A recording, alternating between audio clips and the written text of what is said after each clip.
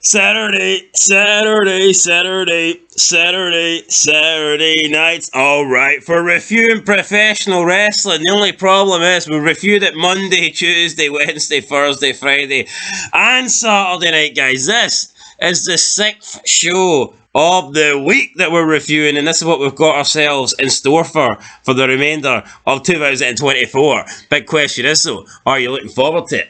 Well, to quote Danny Dyer, I'm fucking shitting myself. We watched Hard to Kill on Sunday as well. I can't remember the last night I didn't watch fucking wrestling. Too much wrestling, and if there's no current 2024 show and we're watching old wrestling, but I can stomach that. Yeah, stomaching this is the problem, and don't worry, you've got to have a stomach like Eddie Kingston to stomach Dynamite. That's a pretty big stomach there, Rampage, buddy. But John Moxley against Shane Taylor, that's a match that keeps me wide awake at 1 a.m. I want to know how the Hardys can't get anywhere near Collision or Dynamite.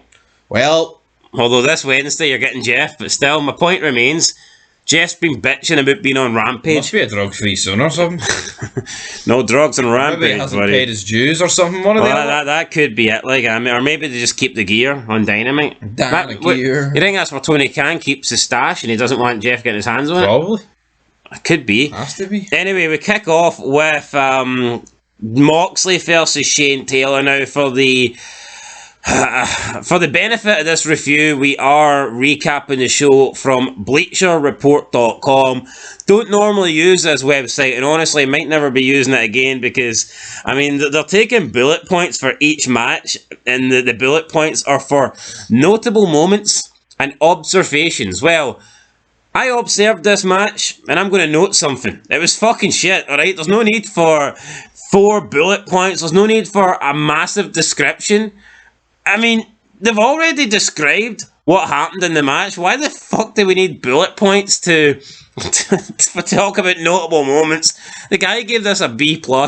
Which is like a 7.5, 8 out of 10. Triple H once said that Daniel Bryan was a B+ player and he was being very generous. This match is like E. It's John Moxley in a match he cannot lose, and he's got Moxley. No, but he's got no momentum. He's dead. Worst he's ever been in AEW. He's TNA. Yeah, he's TNA. Dude.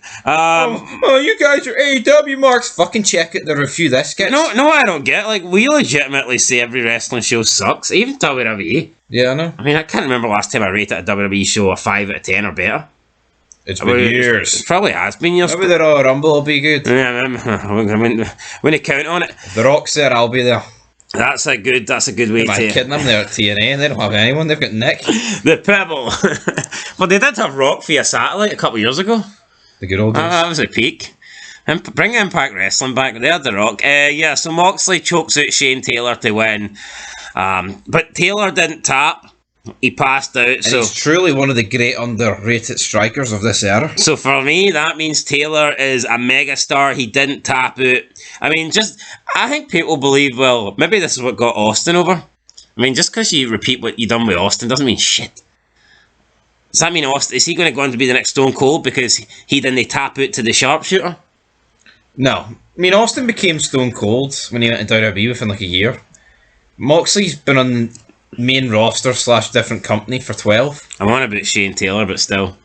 I know you are, but let's be real, it's Big John that's always compared to Austin. Well, I don't know why. It's his fucking boots. After the match, Moxley cut a promo, and I mean, I think him and maybe he found Tony Khan's stash on Saturday nights, or maybe he's been partying this Saturday night because it literally made no sense. He basically just said, anybody that wants to fight me, stay out my way, and what?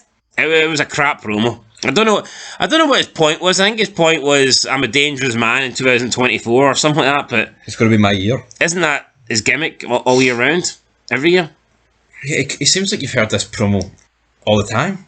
Yeah, so he just says that he's hungry and he's beyond pissed off, but he always looks pissed off. He always seems pissed off. There's no story here. There's nothing. You could have checked out Dynamite for 4 years ago and this exact thing could be happening. The only difference is he'd probably have the belt and it might feel a wee bit more important. And he warned everybody, including those in the Blackpool Combat Club, to either keep up with him or stay out of his way. So, I mean, this did nothing for me. No, just You could miss it, blink and miss it. Good night. Speaking of doing nothing for me, up next we've got the Adam Copeland Open Challenge match, which is also known as the Cope Open. And I'm going to be honest here, Edge and AEW has fucking sucked.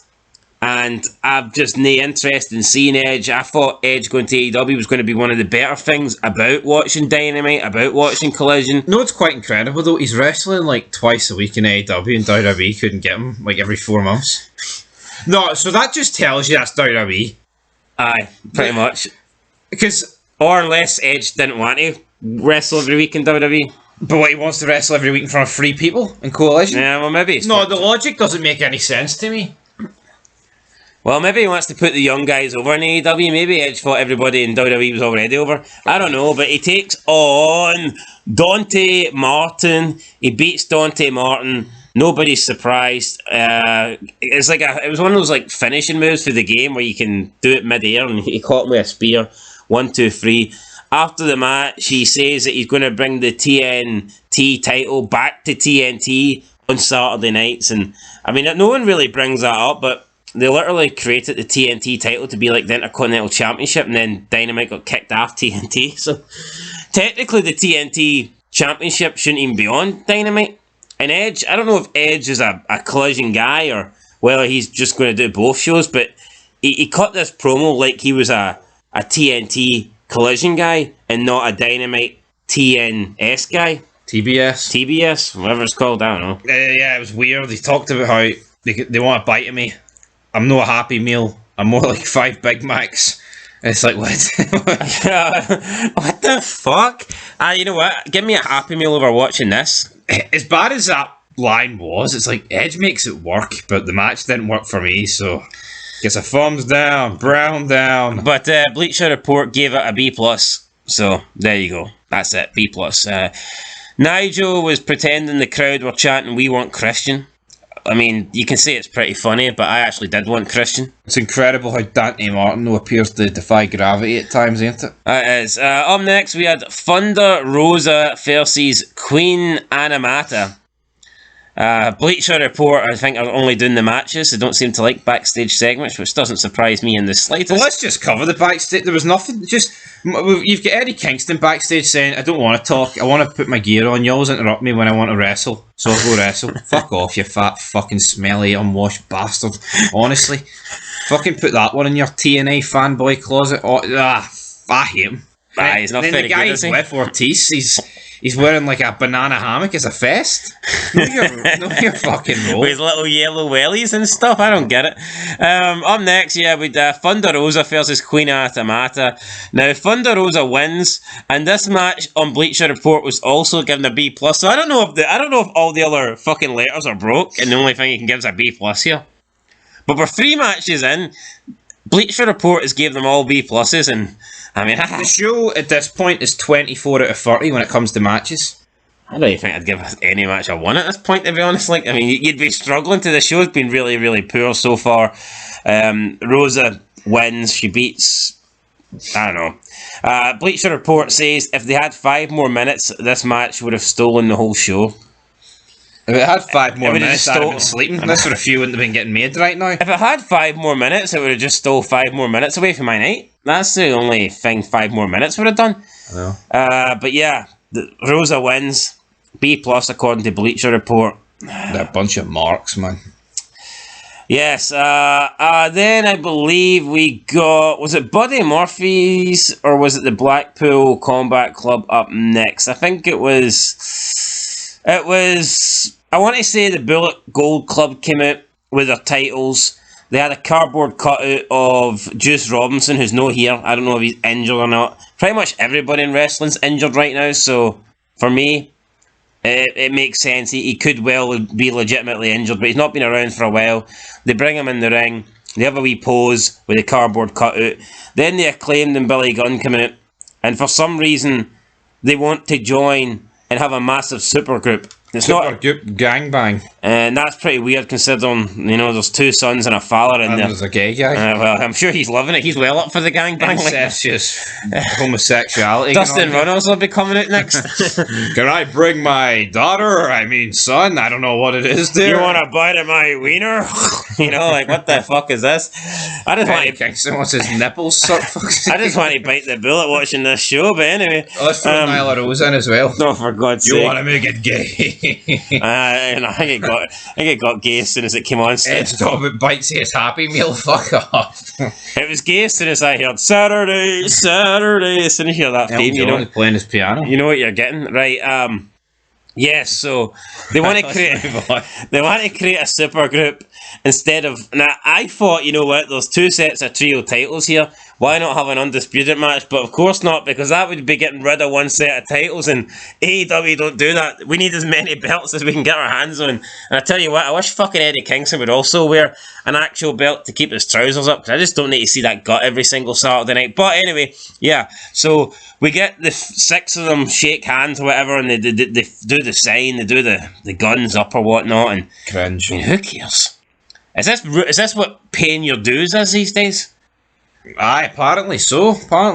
Paying your dues. Right, we move on to the next match, which was Daniel Garcia versus Buddy Matthews, and this got an A- by Bleacher Report. There's a lot of jobbers outside the ring. FTR, a few other Daddy Magics in there, and it's just... Well, Daddy Magic was on commentary, like, come on. I know, but he was there. So, I mean, let's not pretend he wasn't there. Say what you want, but I would actually argue Daddy Magic's the most charismatic guy that was on this fucking Yeah, no, segment. I'm just saying he was there, but to give this match an A-, A- is like a 9.5 out of 10. A- is like worthy of WrestleMania main event. Yeah, and it's just like, what are we doing here? A- would be a match of the year. Oh, what was it they said? The 3 points got his charisma back? Fuck off. What does that even mean? Yeah, commentary team referenced the fact that Daniel Garcia picked up a win in the blue league or the gold league, whatever league he was. I'd put him in the brown league because he's shite, but he picked up a win, and they said that got him his charisma back. I didn't realise, I mean, maybe confidence back, but I didn't realise that winning a match and picking up 3 points could just get you charisma. Like, I didn't know that. I mean, that's news to me, but... Yep, I mean, maybe he just heard the word, maybe he just thought, yeah, both begin with C, I'll try one of them. Maybe they're just chucking words together here and hopefully something sticks. Anyway, Garcia wins. Then after the match, we get a big massive brawl. FTR, Garcia, Buddy Matthews, House of Black, and then we had like the WWE moment, and I hate when they do this in WWE, and honestly, in WWE when they do it, it's like bums come out to separate the fighters, but in this case it actually literally was bums. I mean, No, this was awful because you've got people coming out and like the fighting just got slowed down, nothing was happening. like, no, in WWE when they come out and you're like, I don't even know who half these guys are, but you're taking the piss. Aye. Like, I actually legitimately didn't know who half the guys I were. didn't know who the guys in the match were. I mean, when they send out fucking more people, I'm like, what? Oh, God's sake. No, but see in WWE, see when they do this, yes, there was a period where they kept doing it, but it's like, it was fast paced, people were jumping each other. This was slow as... It was like Eddie Kingston walking down a flight of stairs. No, but no, I don't get. It was like, these people came out to break up these 6 men, but then it just turned into a massive brawl where everybody was fighting. What the fuck? Seeing WWE, when they get that, that would be like the roster coming out to separate Brock and Undertaker, but then referees are randomly fighting with each other. Oh, there's a referee in Akira Tozawa and they're throwing punches, fake punches. What the fuck? I'm surprised we never got a bunch of flips and dives over the top rope. Aye, come on. But I just don't get how people coming out to separate the 6 men here ends up... It was like a fucking Royal Rumble. It was. A shit one. Let's move on, though. Yeah, that was it really. Not a lot else to add. Up next, we had the best body in the business, Roderick Strong versus Matt Sydal. The best body in the business. I'm going to take Rodri, the body, strong. I'm going to take a hard disagreement on that one. The best body in the business. I don't even think he's got the best body in this match. And it's a match with just him and Matt Sydal. So what chances he got as the business? Like, I'm just not seeing it. He comes out and he's the smallest looking guy out the trio. I don't even know who the 2 guys are that he's with. I think it's the Kingdom. Couldn't tell you their names. But I believe they've got the Ring of Honor tag belts. But everybody's got a belt in this company, so it's not really... That doesn't really narrow it down. Roderick Strong defeats Matt Sydal with the end of Heartache. And you know what? This guy is a fucking little mark for Kill Switch Engage. His theme song is Kill Switch Engage, and his finisher move is named after a Killswitch Engage song. I mean, can you not be a little bit creative? Have you got any creativity in that shitty, skinny, non-impressive body of yours? Like, that's fucking lame though, isn't it? No, it is. That's like Undertaker. I know the tombstone. Let's call it the, Limp My Way. Oh. The last ride's now the crack addict. Or, you know what, Chokeslam, we're going to call it the break stuff. Like, just naming fucking moves after Limp Bizkit songs. I mean, come on. Yeah. Austin, no, see that stunner actually. Let's call it the glass shatters or something. Like, you know, disturbed. The Loose Fest Press. We're gonna call it stricken. I mean, what is this? Yeah, Roderick Strong. And I like Killswitch Engage, but I mean, I don't like Roderick Strong, so it's a hard no. It's a hard no for me. But this match got a B-. Predictable, apparently. Hard fought, though. Yeah, so worst match of the night, according to Bleacher Report. I thought they were all bad. This might be a very I thought they were all awfuls too, so this is going to be a high-rated show, though. I mean, I couldn't say this was the worst match of the night. No. But I wouldn't argue and try and say it was the best either. I think the best, or the worst, is yet to come. Mike Bennett, that's who it is. Mike Bennett, good for him. Or Mike Canellis, whatever he's going by these days. Anyway. So that is it. Sydal and Anamita have both suffered back-to-back losses on Rampage and Collision, which is a strange statistic. But it doesn't mean anything, but it was hard not to notice. It was hard not to notice. I'll tell you, it's hard not to notice how fucking shite this show is. Also, after the last segment, you had Dax Harwood say that next week we're going to get an elimination 6-man steel cage match with FTR and Garcia taking on the House of Black. And then during this match, we had the commentary team announced that they got a breaking news message here from Tony Khan, and he made the match official. And this is so normally, although I will give them credit, they actually wait about 5-10 minutes to do it. I've seen sometimes on Dynamite or Collision where somebody will actually challenge someone to a match, and then within like 2 seconds they're like, "Oh, we got breaking news, Tony Khan." I mean, how quick can Tony Khan actually get on the headset and make up? No, I also hate more though. Tony Schiavone marking it for Sting. It's Sting next week. I know. I don't think that was the quickest I've turned my head around to the TV tonight. Aye. When I heard Sting, and then it wasn't even Sting. It was just they were promoting him for next week with a wee graphic at the bottom of the screen. Very disappointing. Something else I wanted to add, and I've totally forgot what it was. So you talk shite for a minute, and I'm going to see if I can remember it. Well, yep, we've got our main event coming up next. We've got Eddie Kingston, Ortiz taking on Bryan Danielson and Claudio Castagnoli, who cut a promo earlier wearing like the Danger Mouse t-shirt, and I thought it said, what did I think it said? Silent. Aye. Before we talk, what I wanted to say is, like, why can't we have an authority figure make these matches? Like, I'm not saying WWE's great, but if you look at SmackDown for the previous night, just having Nick Aldis there as some authority, you can see how much that makes the show better and how much it actually makes those segments make sense and adds to the storylines. Is Tony Khan not enough authority for you? Well, he's not there. I'm glad. I mean, he can click. I think Tony Khan's that much an egomaniac. He doesn't want someone, even though it's kayfabe and they're just playing a character, I don't think he actually wants an authority figure on Dynamite that might look like they're more important than him or more authority than him. Yeah. I legit believe that's the reason, because Tony Khan wants to be the man in charge. He wants to be the man that decides things. People you talk. Look at his tweets. Then how? Yeah. No, but see the way in charge. How would he take credit for things? See the way people talk about AEW's working. There's no fucking working in this company. I think that's the reason we don't have an authority figure, because Tony Khan's an egomaniac and he couldn't stomach the thought of someone on paper or playing a character that's got more importance than him. I'm going to agree with that. That'd be like, do you think McMahon gave a fuck when, they had general managers on Raw? No, of course not. It was a gimmick. What about when, he was 50-50 partners with Flair? Or when he put the company in the line against WCW? Do you think Tony Khan would do a storyline where some outsider was his 50-50 partner? We're partners. No, of course he wouldn't. The jobber. Let's talk about the main event though, because this is filled with jobbers. This is jobbers plenty. Eddie Kingston and Ortiz versus Bryan Danielson and Claudio Castagnoli. So that was that. We have the match. I don't know why Ortiz and Kingston are teaming up. Ortiz looks weird. He looks like a junkie. Not that Eddie Kingston doesn't, mind you. No, I mean, I just don't. The bright green wellies, the banana hammock. You've got Claudio in the most blandest green colour I've ever seen. It's like a dirty olive green, isn't it? It's like a... It's a dirty, one of them. Happy Meals at Celtic Park, edge eating, getting stuck in sort of thing. But so there's one, I don't get it. So Ortiz takes a lot of punishment, then he tags in Kingston. Kingston looks over at Claudio, but instead of getting in the ring, he decides to take the straps down, and this just doesn't do shit for me. See, when Kurt Angle took the straps down, you know somebody's ankle was about to hurt. Yeah. You knew that he was taking it to the next level.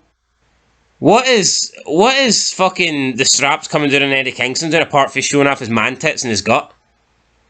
That's the only thing that signals. Oh, but it's like Kurt Angle did it with so much aggression in his face. It was like almost to get a better grip of the ankle. Eddie Kingston's on the apron and he's smiling, licking his lips, taking his fucking top off. Yeah, we must have heard that Edge promo about the Happy Meal. But we have breaking news because Tony Khan has tweeted that the rankings are coming back to AEW going forward, starting this month. And AEW is going to have a very exciting January. And it's going to be just the beginning of 2024. It's nearly over. And that AEW and the rankings are going to be more important than ever. So what's your thought on these rankings coming back? And apparently they're going to be a big deal and they're going to decide who gets title shots and all this crap. I think it's simply him just doubling down on the stuff with Hook. 28-1s, all that shite. Eddie Kingston Ortiz 9-2. Oh, that means something. I mean, honestly, that's what he thinks matters in professional. It means absolutely nothing to me. Maybe, but it's like he actually think it matters. Like, who gives a fuck about 9-2? Like, Hook could be 5,000-0. It doesn't make him better than like the Undertaker, does it? No. I don't know. Anyway, fucking wrestling matches, Tony. So sooner you accept that, the better. Yeah, Kingston comes in. He takes the straps down. He gets Claudio in the corner. He then hits about 50 consecutive chops, and at least 48 of them look shit. Yep. Not that the other two look good, but I mean, there was at least 48 bad ones in there. And he was also doing some sort of weird hand movement as well, while doing the chops. But they were like slaps. And when I say slaps, they were like pokes with the palm of your hand. But for some reason, Claudio's wrapped himself up in the corner and he's just sitting there taking them. Yeah, this. Look at when Ric Flair done a chop, or Benoit. I think Benoit was the best. I know Ric Flair had the kind of woo, but for me, Benoit was the best chopper. Yeah, I would agree. And then you got Eddie Kingston. He's doing it like open. He's doing it with the palm of his hand, and it's like he's doing it at such a quick force that you're not getting. He's polishing a TV. Yeah, it's like he's shining the chest. It's like he's doing it so quick that he's not generating any sort of force behind it. It's like literally little love taps he's giving the guy. It's fucking a really bad look. He then tags in Ortiz. Ortiz comes in, hits a horrible drop kick, and then it's followed up 2 seconds later by Eddie Kingston going for an enziguri and completely missing the head of Claudio, who sold it and then didn't sell it and must have thought, what the hell did I do here? I would say Eddie Kingston left Claudio on double one. He did leave him on double one. And then he decided to bust. Aye. See the last 5 minutes of this match. It's Ortiz against Bryan, with Eddie Kingston hanging onto the bottom rope, getting held back by Claudio. Then he gets like a low blow because he gets dragged into the ropes. So he sits there for like 3 minutes. Claudio holds his hand. But he's not even like holding him back. He's simply resting on him to make sure he doesn't move. Eddie Kingston's clawing to try and get in the ring. He's flopping about like a fish out of water with his stomach hanging out. It's gut exposed. And then Bryan just beats Ortiz and that's it. And he's still clawing about. And then he gets like spat on and the show goes off the air. And Ortiz apologises for losing. And Bleacher Report rated this match, you guessed it guys, a B+. They also overall gave the show a B+. Well, I can tell you one thing. I'm not giving it a B+. I'm actually struggling. I'm struggling to find a reason to give it a 1.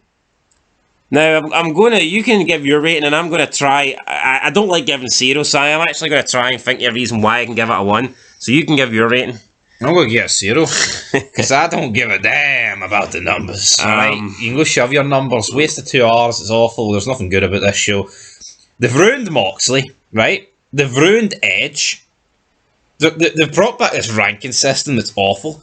Seeing a guy in the main event with 3 fucking belts. You're right, it's a 0. We've got a 6-way incestuous gangbang. We've got Edge talking about how he likes to be eating like Big Macs, but he's a Happy Meal. And yeah, well, no, what's on this show? Aye, it's a Every 0. promo's awful. It's a 0 out of 10, isn't it? Yeah, It's no other. normally like I will get a 2 for this and that. There's nothing. Yeah, I can't think of one redeeming factor, right? I can't think of one segment that I enjoyed or one match that I enjoyed. I literally hated everything about tonight's show.